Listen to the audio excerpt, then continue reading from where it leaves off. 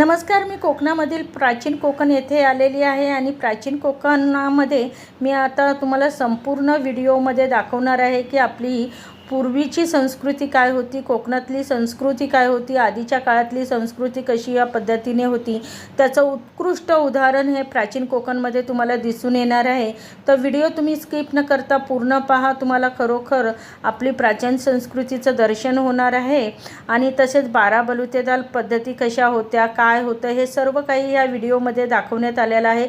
संपूर्ण माहितीसहित हा व्हिडिओ बनवलेला आहे मी। प्रत्येकी 50 रुपये तिकीट आहे। तुम्ही तुमच्या मोबाईलने किंवा कॅमेऱ्याने फोटो काढणार असाल त्याचा वेगळा 50 रुपये चार्ज आहे। आतमध्ये 500 वर्षापूर्वीचं कोकणी खेळ कसं होतं हे स्टॅच्यू स्वरूपात दाखवले आणि शंखांचं प्रदर्शन सोबत माहिती सांगायला गाईड असतो। गाईड कंपल्सरी ग्रुप करून दिला जातो, त्यासाठी थोडं थांबावं लागतं। जर पर्सनल गाईड हवा असेल त्याचा चार्ज आहे 50 रुपये।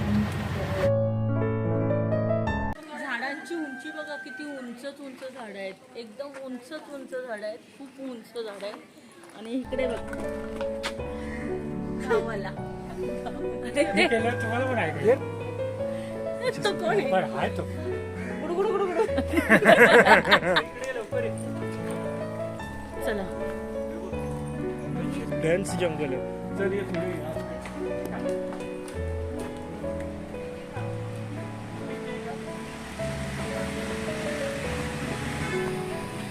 पिण्याचे पाणी हा मॅप आहे इथे, पण आता सध्या दिसत नाहीये।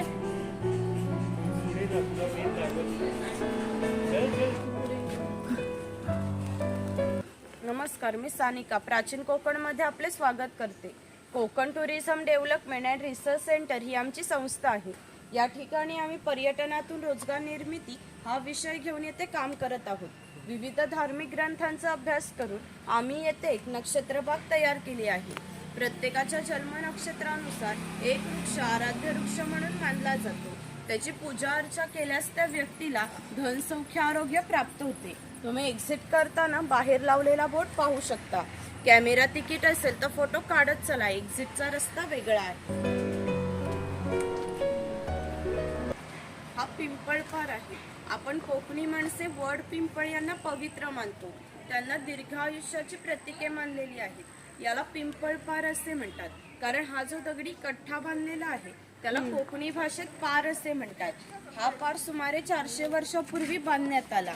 हा जेव्हा बांधण्यात आला तेव्हा येथे एक पिंपळाचे रोप लावण्यात आले, म्हणजे हा पिंपळ सुद्धा 400 वर्षापूर्वीचा जुनाच आहे।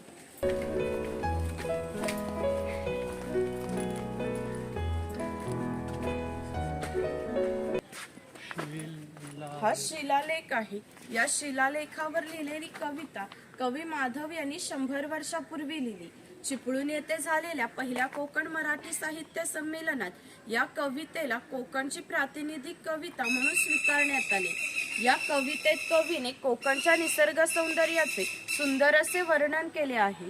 हिरवे तळ कोकण, सह्याद्रीच्या तळी शोभते हिरवे तळ कोकण, राष्ट्रदेवीचे निसर्ग निर्मित केवळ नंदनवन। या कवितेत नंदनवन हा शब्द आला आहे। नंदनवन या शब्दाचा अर्थ स्वर्गातील इंद्राची बाग। ती जितकी सुंदर आहे तितकेच आपले कोकणही सुंदर आहे। ही गुहा काळाचे प्रतीक आहे। गुहेच्या अलीकडे आहे वर्तमान काळ, गुहेच्या पलीकडे आहे 500 वर्षापूर्वीचा भूतकाळ। इथून आपण पाहणार आहोत 500 वर्षापूर्वी कोकणी माणसे कशी राहत होती। गुहेतून येताना वाकून या।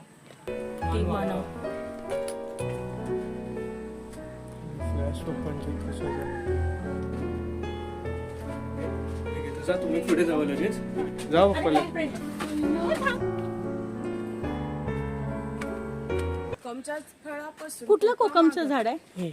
हे मोठं वालं ना? कोकमच्या फळापासून कोकम आगळ किंवा कोकम सरबत तयार केले जाते। तिथे अजगर दाखव झाडावर असतो म्हणून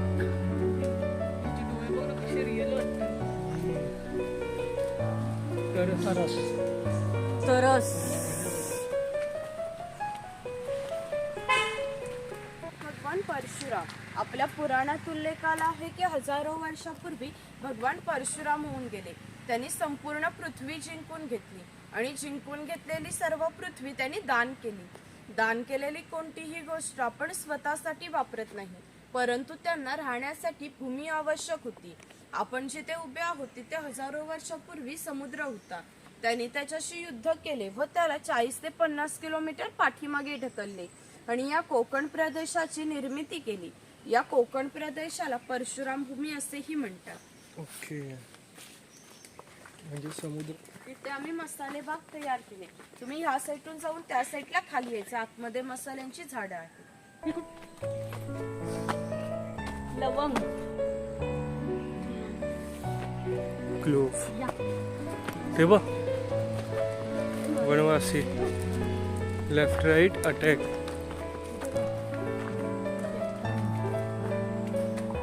जायफळ. हे बघ जायफळ. कुठे आहे? हे बघ हे जायफळ.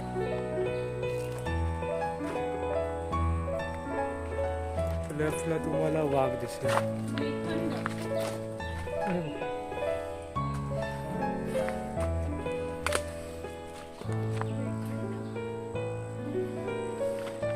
कोकम.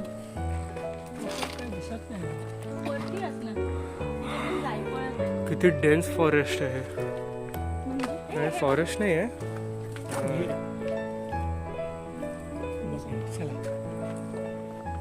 हे झाड नसलं पडलंय. हे बघ वरती पण. वरती दालचिनी. चिनीचं रोप कसं आहे. दालचिनी. आंबे हळद. ठीक आहे. Mango turmeric.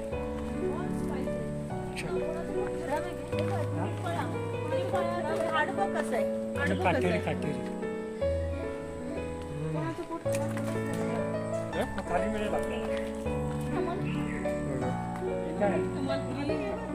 तमालपत्र. सुकवतात ना. नंतर हे हे तमालपत्र आहे.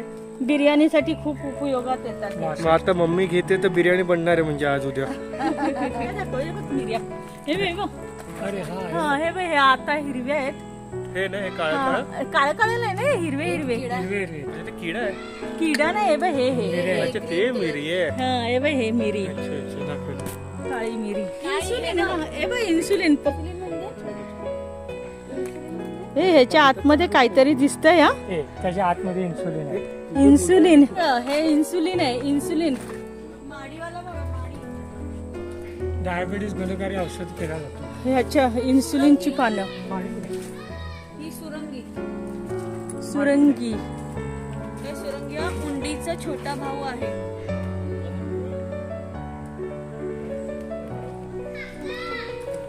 वेलदोडा. वेलदोडा कुठे. हा वेलदोडा. ही वेलदोड्याची झाडं. कोकम. कोकमाची झाडं भरपूर आहे. कोकम लागलेले दिसत नाहीत. हे बघ, टायगरची गुहा. प्राचीन कोकण. इकडे गाव शिकार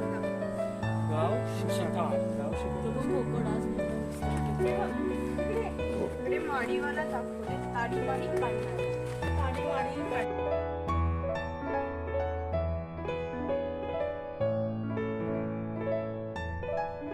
रामदेव तयार केलेलं आहे. हे ग्रामदेवतेचं मंदिर आहे. पूर्वी धार्मिक संस्थाच गाव नियंत्रित करत असत. गावातील गावकरी एकत्र येत असत. गावात 2 व्यक्तींची जर भांडणे झाली तर सगळा गाव एकत्र येऊन गाव प्रमुख येथे न्यायदान करीत असे. तसेच गावातील सार्वजनिक कामे जशा पाखाड्या बांधणे, लाकडी साखव बांधणे ही कामे कोणी व कोठे करायची याविषयीचा निर्णय सुद्धा गावकरी येथेच बसून घेत असे. याचे वैशिष्ट्य म्हणजे जगभर अशी प्रथा आहे की प्रत्येक जाती धर्माचे लोक आपापल्या देवाकडे जातात व देवाचे दर्शन घेतात. आपण कोकणी माणसे सुद्धा वर्षभर देवळात जातो व देवाचे दर्शन घेतो. पण आपल्याकडे जेव्हा शिमग्याचा सण येतो तेव्हा हा देव पालखीमध्ये बसून तो प्रत्येकाच्या घरोघरी नेला जातो.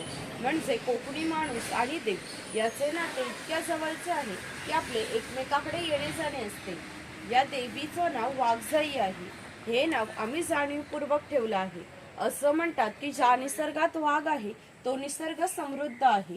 500 वर्षापूर्वीचा निसर्ग सुद्धा असाच समृद्ध होता. त्याला आमच्या भावविश्वामध्ये दैवत्वाचे स्थान आहे. आपण कोकणी माणसे वड, पिंपळ, साप, नाग यांची पूजा करतो. म्हणजे आपण सुद्धा निसर्ग पूजक माणसे आहोत. म्हणून आम्ही या देवीचं नाव प्रत्यक्ष निसर्गाशी संबंधित असंच ठेवलं आहे, वाघजाई. काही पारंपरिक वाद्य आहेत. लाकडी ढोल आहेत, मातीचे ताशे आहेत. यांचा खालचा भाग मातीचा बनवलेला आहे. हे ताश 110 वर्षापूर्वीचे जुने आहेत. वाजवणारे जर कसबी असतील तर याचा आवाज 1 ते 2 किलोमीटर पर्यंत सहज जात असे. याचा वापर संदेशवहन व धार्मिक कार्यासाठी केला जातो. हा चव्हाटा देव आहे. असं म्हणतात की कोकणामध्ये भरपूर भूत असतात.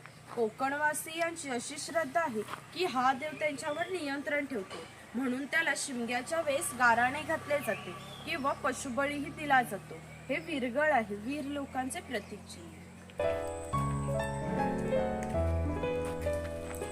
दालचिनी, कडक ते लक्ष्मी. कडक लक्ष्मी दाखवले. जे पोतराज लोक स्वतःला चापकाने फटके मारून घेतात त्यांना कडक लक्ष्मी म्हणतात. गोळा, हे बघ कोळी समाज दाखवलाय. कोळी समाजाचे लोक समुद्राच्या इतक्या जवळ राहतात की समुद्राच्या भरतीचे पाणी सुद्धा त्यांच्या घराला लागून जाते. एवढी छोटी होडी घेऊन हे लोक खोलवर समुद्रामध्ये 8 ते 10 तास मासेमारी करत असतात. कधी कधी समुद्राच्या उसळणाऱ्या लाटा त्यांच्या होडीपेक्षाही मोठ्या असतात, परंतु ते कुशलतेने होडी वल्हवतात आणि पहाटेच्या वेळी घरी परत येतात. पूर्वी कोकणामध्ये 12 बलुतेदार पद्धत अस्तित्वात होती. म्हणजे नाभिक, सुतार, कासार हे प्रत्येकाच्या घरोघरी जाऊन सेवा पुरवत असत. त्या बदल्यात त्यांना पैसे नव्हे तर धान्य मिळत असे. एका नाभिकाला एका कुटुंबातील पुरुषाचे घरी जाऊन केस व दाढी करण्यासाठी वर्षभरासाठी 4 पायली म्हणजे आताचे 8 किलो धान्य मिळत असे. इतक्या अल्प मोबदल्यात हे लोक समाजाची सेवा करत असत. या नाभिकाविषयी आमच्या लोकसाहित्यात एक मजेशीर वर्णन आढळलंय. असं म्हणतात की गावातील प्रत्येक गोष्ट ही नाभिकाला माहीत असते आणि नाभिकाला माहीत असलेली प्रत्येक गोष्ट ही गावभर होते. आता तुम्ही आलात, ही गोष्ट ज्या अर्थी नाभिकाला समजली त्या अर्थी संपूर्ण गावाला समजली. आमचं सगळं गाव तुमच्या स्वागतासाठी उत्सुक आहे. प्रथेप्रमाणे आधी खोतांच्या घरी जाऊ, मग गावामध्ये फेरफटका मारू. हे खोत आहे. राजाच्या गावातील थेट प्रतिनिधी म्हणजे खोत. धार्मिक व राजकीय बाबतीत पहिला मान हा खोतांचा असे. खोत लोक गावचे प्रमुख असत. ही खोताची बायको आहे. पूर्वी कोकणी स्त्रिया सुंदरही होत्या आणि शूरही होत्या, परंतु त्यांना स्वातंत्र्य नव्हते. माझघराचा उंबरठा हीच त्यांची मर्यादा होती. इकडे खोतांची 2 मुले दाखवलीत. ती आपल्या परंपरागत खेळ सोंगट्या खेळत आहेत. हा खेळ महाभारतामध्ये धर्मराज व दुर्योधन यांच्यामध्ये द्यूत नावाने खेळला गेला. हस्तिदंती फासे असतात, शंखांच्या कवड्या असतात.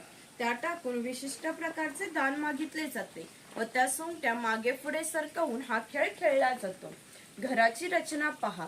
खोत ज्या उंचवठ्यावर बसले त्याला ओटी असे म्हणतात. गावातील मान्यवर लोक ओटीला बसत. ही समोर आहे ती पडवी.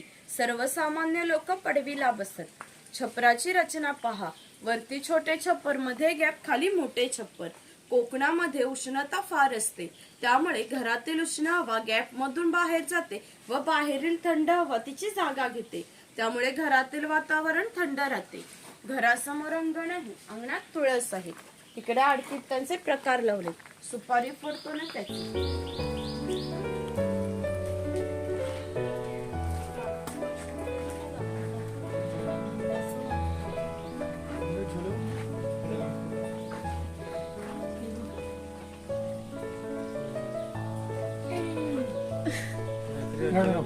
मग आणि त्याची पोरगी ती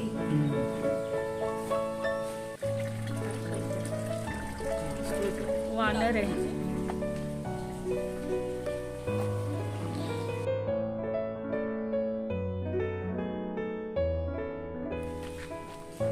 गौरी गणपती सण. हा शेतकरी आहे. पूर्वी त्याचं घर असायचं तसंच आम्ही येथे उभारलं आहे. ही जी चूल आहे तिला कोकणी भाषेत पेरसा असे म्हणतात. ती सतत पेटती ठेवली जायची, कारण पूर्वी घरामध्ये लायटर किंवा माचीस नव्हता.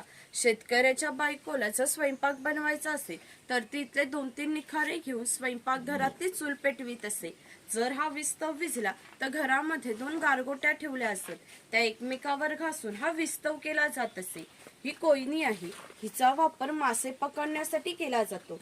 पाठीमागे वेलीने बांधून ती पाण्यामध्ये ठेवली जाते. अंतर्गत रचना अशी आहे की आत गेलेला मासा बाहेर येत नाही. ती शेणाने सारवलेली टोपली आहे. तिला कणगी असे म्हणतात. शेतकरी धान्य साठवण्यासाठी तिचा वापर करतो.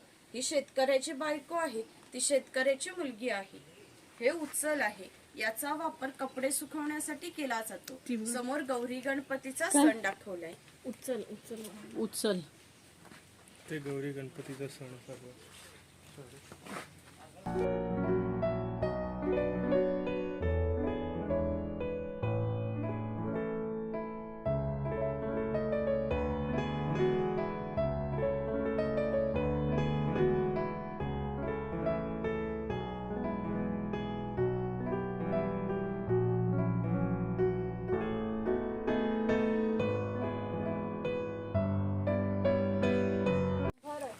गावातील मातीशी संबंधित कामे हा कुंभार करीत असे. गणपतीचे दिवस आले की लाल मातीचे गणपती तयार करणे, उन्हाळा आला की मातीची मडकी तयार करणे, दिवाळीचे दिवस आले की पणत्या तयार करून त्या प्रत्येकाच्या घरोघरी पोहोचवण्याचे काम हा कुंभार करीत असे. हे जे सफेद रंगाचे मडके आहे ते माडी काढण्याचे मडके आहे. कोकणामध्ये नारळाची झाडे मोठ्या प्रमाणात आहे. त्याला नारळ येण्याआधी पोळ येते, तिला आडवा काप दिला जातो. बाजूने विशिष्ट प्रकारचा झाडपाला लावला जातो. तो झाडपाला आतील माडी शोषून घेतो आणि थेंब थेंब गळणारी माडी हे मडके वरचेवर लावून त्यामध्ये साठवली जाते. काळाच्या ओघात 12 बलुतेदारांचे व्यवसाय नष्ट झाले, परंतु माडी काढण्याचा व्यवसाय अजूनही व्यवस्थित चालू आहे. खालती बघा सोनार. हा सोनार आहे. सोनार हा गावातील महत्वाचा घटक होता. गावातील महिलांना लागणारे दागिने व विविध देवतांना लागणारे दागिने हा सोनार बनवून देत असे. हा वाणी आहे. चौल, राजापूर, दाभोळ या कोकणातील बंदरांना 5000 वर्षापूर्वीचा इतिहास आहे. या बंदरांमधूनच भारतीय व्यापाऱ्यांनी जगाशी व्यापार केला. येथून निर्यात होणाऱ्या वस्तूंमध्ये हस्तकौशल्याच्या वस्तू, हस्तिदंती वस्तू, कलम, कापड, शंख, शिंपले, हिरे, माणिके इत्यादी वस्तूंची निर्यात हा वाणी करीत असे.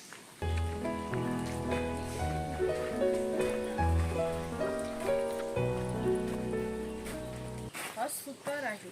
शेतकऱ्याला लागणारी लाकडी अवजारे बनवून देण्याचे काम हा सुतार करीत असे. हा सुतार सावंतवाडीचा आहे. सावंतवाडीच्या लोकांचे लाकडावरील कोरीव काम हे जगप्रसिद्ध आहे. इकडे दरवेशी दाखवलाय आणि इकडे गारुडी दाखवलाय.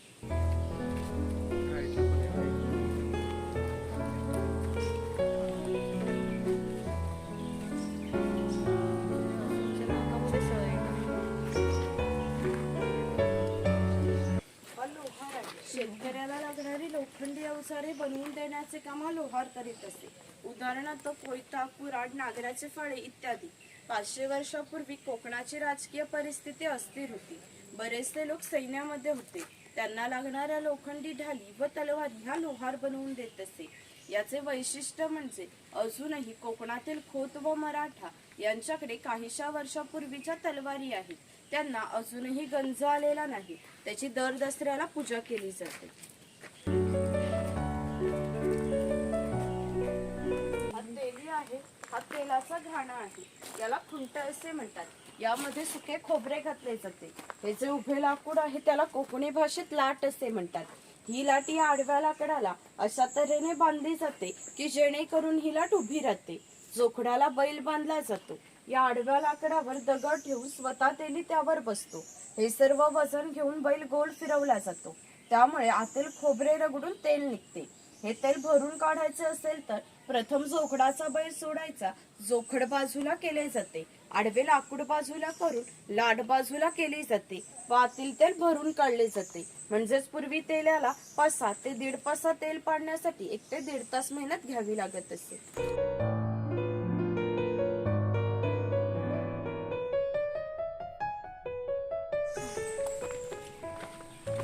हा बुरुड आहे. पूर्वी प्रत्येक व्यवसाय हा जातीनिहाय होत असे. व्यवसाय निवडीचे स्वातंत्र्य नव्हते. प्रत्येकाला आपापल्या जातीचाच व्यवसाय करावा लागत असे. म्हणजे बांबूंच्या वस्तू बनवून देण्याचे काम हा बुरुड करीत असे. हे सूप आहे. ही फुलांची परडी आहे. ही रोवळी आहे. हिचा वापर धान्य धुण्यासाठी किंवा आजही धार्मिक कार्यात केला जातो. जेव्हा आपल्याकडे शुभ कार्य असते तेव्हा आपल्या घरातील कुमारिका किंवा सौभाग्यवती स्त्रिया ह्या रोवळीमध्ये दिवा लावून त्या हातात घेऊन उभ्या असतात जर शुभ कार्य पार पडेपर्यंत हा दिवा विझला तर ते अशुभ मानले जाते.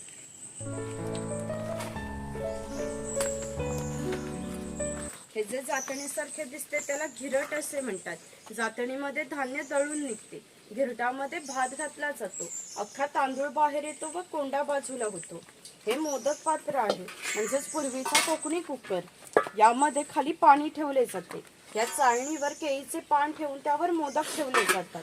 हे झाकण लावून मोदक पात्र चुलीवर ठेवले जाते. त्यामुळे आतील मोदक शिजून निघतात. हे शेवया काढायचे लाकडी यंत्र आहे. हे पुरण यंत्र आहे. यामध्ये डाळ घातली जाते. हे दोन्ही साईडचे रॉड उलट सुलट फिरवले जातात. त्यामुळे आतील डाळ वाटून निघते. ती वाटलेली डाळ इथे खाली पडते. त्याच्या गोड पुरणपोळ्या बनवल्या जातात. वरती चहाची किटली आहे आणि टिफिन बॉक्स आहे. वरती पाण्याचा तांब्या आहे. खाली 3 डबे आहेत. बाजूला 2 चमचे आहेत आणि तो लॉक केलेला आहे. इथे काही लाकडी चमच्यांचे प्रकार लावले. हो, पूर्वीच्या काळीपासून होतं. म्हणजे आताचं पुरण यंत्र आणि आधीचं पुरण यंत्र यात जमीन आसमानचा फरक आहे. हे इझी आहे पुरण यंत्र. ताटं बघ किती मोठी मोठी आहे. बाहुबली थाली पण आहे. चला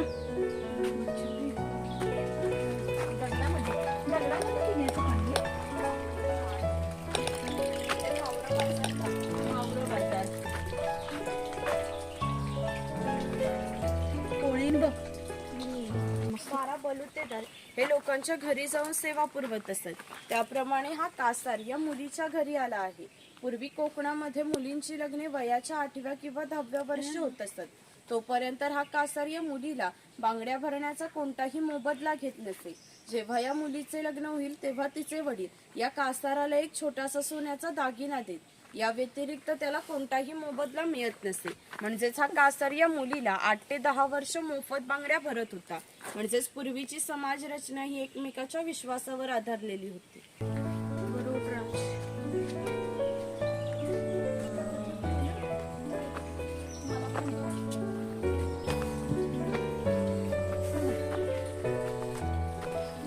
हा पाणवठा आहे. पूर्वी प्रत्येक गावामध्ये भरपूर मोठे जंगल होते. त्यामुळे गावात पाणीही मोठ्या प्रमाणावर उपलब्ध होते. गावात ज्या ठिकाणी बारमाही पाणी असते तेथे धरण बांधून प्रत्येकाच्या घरोघरी पाणी पाटाच्या साह्याने नेले जात असे. ग्रामदेवतेनंतर पाणवठा हे एकमेव ठिकाण आहे जिथे सर्व गाव एकत्र येत असे.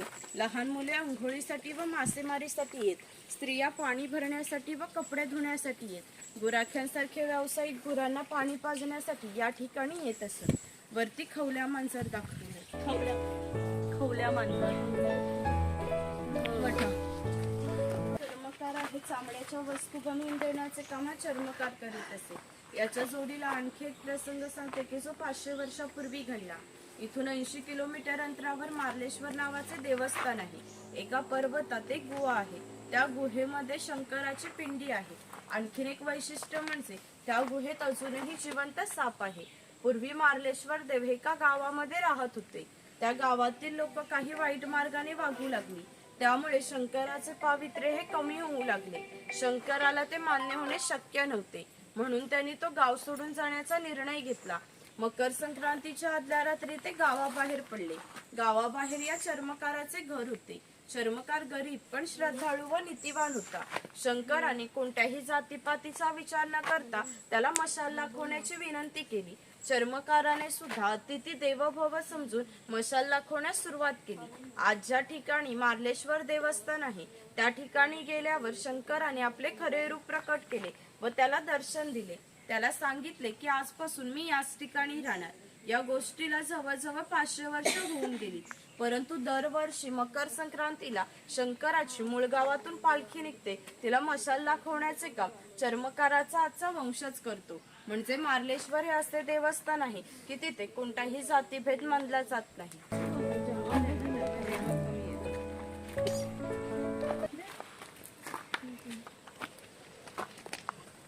पुढे मार्लेश्वराची प्रतिकृती तयार केली. तिथे दर्शन घ्या. मग इकडे वरती जायचं. मार्लेश्वर किती लांब आहे? 80 किलोमीटर देवरुख संगमेश्वर. मार्लेश्वर. मार्लेश्वर.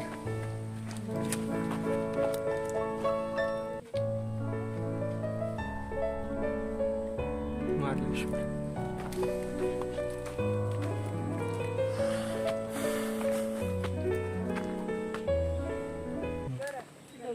मराठी शब्दाचा अर्थ ज्याच्याकडे भरपूर धन आहे. पूर्वी हा धनगर समाज इतक्या दुर्गम ठिकाणी राहत होता की तिथून त्याचा पहिला बस स्टॉप देखील 10 ते 12 किलोमीटर अंतरावर असे. हे लोक ज्यावेळी गावामध्ये येत असत त्यावेळी त्यांच्या पायामध्ये चामड्याच्या व्हाणा, हातात घुंगराची काठी व खांद्यावर फाटकी घोंगडी या वेशभूषेत येत असत. असे असले तरी प्रत्येक धनगर हा 100 ते 125 गायींचा, 5 ते 25 म्हशींचा मालक होता. प्रत्येक गायी म्हशीची किंमत ही 8 ते 10 हजारापर्यंत होती. या सर्वांची जर विक्री करायचे म्हटले तर त्याची किंमत काही लाखापर्यंत जाते. इतक्या धनसंपत्तीचा मालक हा धनगर होता. इथे बकरीची गोठी आहे. जंगली श्वापदापासून संरक्षण होण्यासाठी ती अशी उंचावर बांधली आहे. ते दगड घेतलीस का? मस्त ना. खैराचं झाड आहे. याच्या आतील लाल रंगाच्या खोडापासून कात तयार केला जातो, जो आपण पाण्यामध्ये लाल कलर येण्यासाठी खातो. खैर काताचं केवढं मोठं आहे. कातभट्टी आहे. हे जे खैराचे झाड आहे ते तोडून त्याच्या आतमधल्या भागाचे तुकडे करून या पहिल्या 4 मडक्यांमध्ये पाण्यासोबत उकळवले जाते. जो लाल रंगाचा पाक तयार होतो तो 5व्या मडक्यामध्ये एका विशिष्ट तापमानामध्ये उकळवला जातो. तो पाक सावलीत सुकत घालून त्याच्या वड्या पाडल्या जातात. कात तयार होण्याच्या प्रक्रियेला 3 ते 4 महिने लागतात.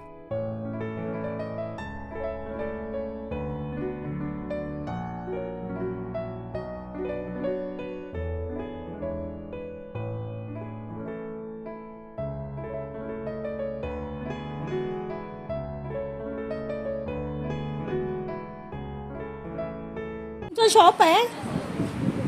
सगळ्या लाकडाच्या वस्तू वगैरे मिळतात ना. खेळणी कोकणातील खाद्यपदार्थ मसाले आहेत. हा असा दिवा आहे, मॅजिक दिवा. तुम्हाला माहिती आहे का? नाही. इथून तेल घालायचं, तेलात गेलं की ते खाली पडत नाही बा. तिथून घालायचे, दिवा पेटवायचे. पाणी घालून दाखवते, पडत नाही वा. तिथून घाला, दिवा पेटवा. साधा दिवा अर्धा तास जळत असेल, 10 दिवा 2-3 तासापेक्षा जास्त जळतो.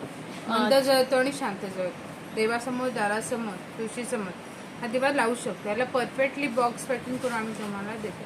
कितीला आहे हा? हा 120 रुपयाला आहे. त्याच्यामध्ये कलर सुद्धा आहेत, मल्टी कलर आहे. हा गणेश लॅम्प आहे, हा कासव लॅम्प आहे. ह्याला परफेक्टली बॉक्स पॅकिंग करून आम्ही तुम्हाला देतो. बाकी हे रेग्युलर यूजसाठी चमचे आहेत. ह्याला मी डेली यूज करू शकतो आपण. हे हँडमेड पर्स आहेत, कोकोनट शेलपासून तयार केलेला. कोकोनट शेल आणि मायक्रोम धागा आहे, त्यामध्ये टिकायला मजबूत आहे. आणि हे लॅम्प हा लॅम्प आहे, नाईट लॅम्प, आकाश कंदील म्हणून वापरू शकतो.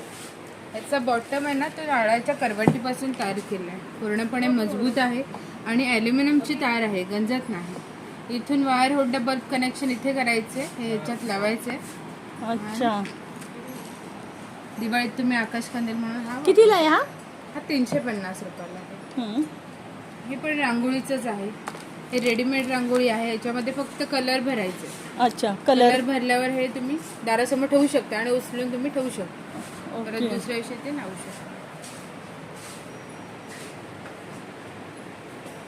बाकी असं हे मल्टी कलर मध्ये तोरण आहे, लाकडाचेच. लाकडी आहे. ते कलर परमनंट आहे. बांगड्या सुद्धा. लाकडी बांगड्या आहेत.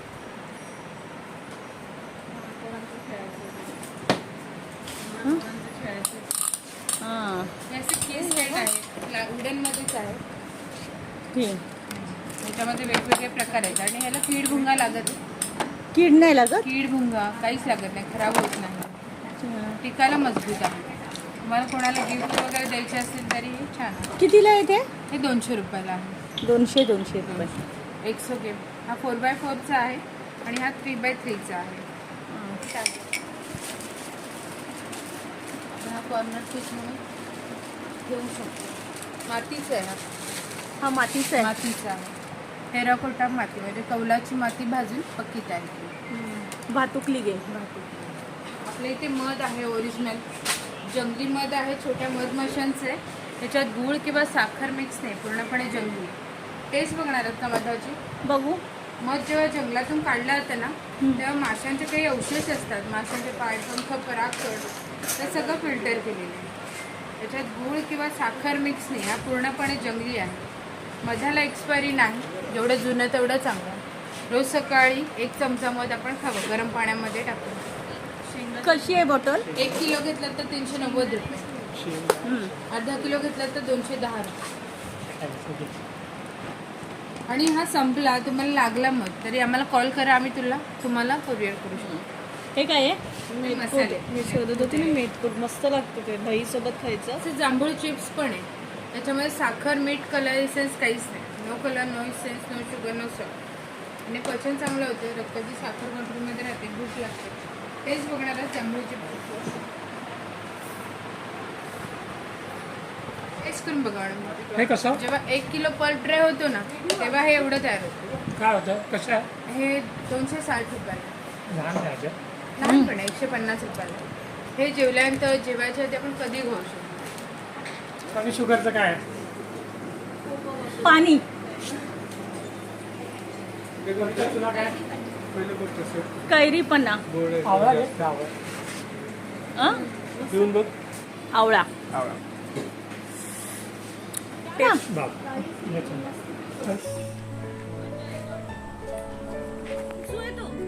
विंचू.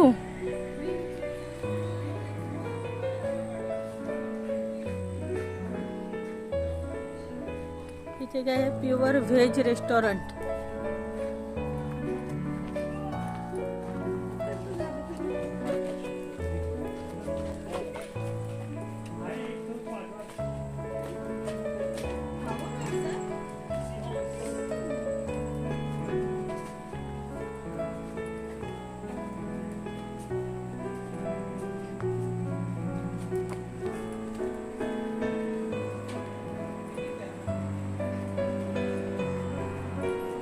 प्रदर्शन.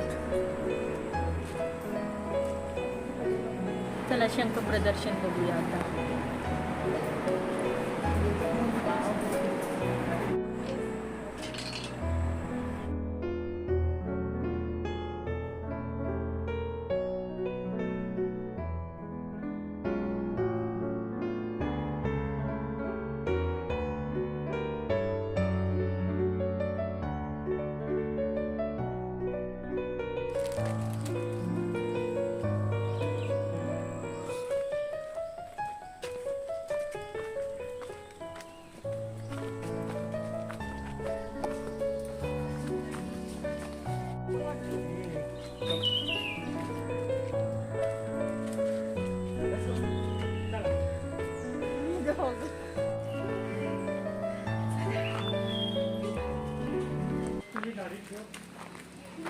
How was your experience? मस्त. How was your experience? खूप सुंदर प्राचीन कोकण मी दाखवलेला आहे ह्या व्हिडिओमध्ये. तुम्ही नक्की हा व्हिडिओ बघा, तुम्हाला प्राचीन संस्कृती कोकणातली सर्व कळून येईल. आणि खास तुमच्यासाठी हा व्हिडिओ बनवलेला आहे. या व्हिडिओमध्ये मी संपूर्ण प्राचीन कोकण दाखवण्याचा प्रयत्न केलेला आहे. तुम्हाला नक्कीच हा व्हिडिओ आवडेल. व्हिडिओला लाईक करा, शेअर करा आणि चॅनलला सबस्क्राईब करायला मात्र विसरू नका. हां, नमस्कार, बाय. बाय. मी तुम्हाला प्राचीन कोकण तर दाखवलेलं आहे. आता आपण मॅजिक गार्डन बघणार आहोत. तर पुढील भागामध्ये मी तुम्हाला मॅजिक गार्डन दाखवणार आहे. चला पुढील भाग बघायला विसरू नका.